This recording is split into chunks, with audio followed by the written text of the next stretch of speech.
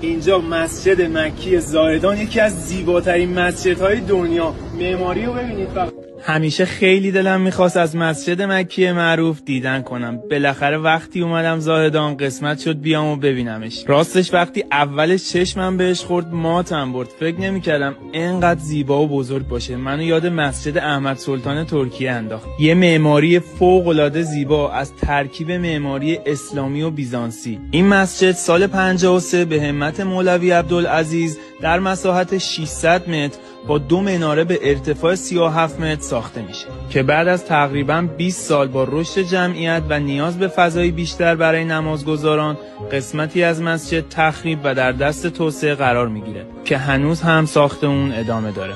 توسعه این مسجد توسط مردم و خیرین انجام میشه و از هیچ دولتی هیچ بودجه‌ای دریافت نمیکنه. در حال حاضر این مسجد 33,000 متر مربع مساحت و 4 مناره به ارتفاع 92 متر و 52 گنبد داره که ارتفاع گنبد مرکزی اون به 46 متر میرسه. واقعاً بزرگ و زیباست. نکته جالب نورپردازی هوشمند این مسجده که در وقت نماز نور مسجد به رنگ آبی در میاد تا کسایی که صدای اذان رو نمیشنون متوجه وقت نماز بشن.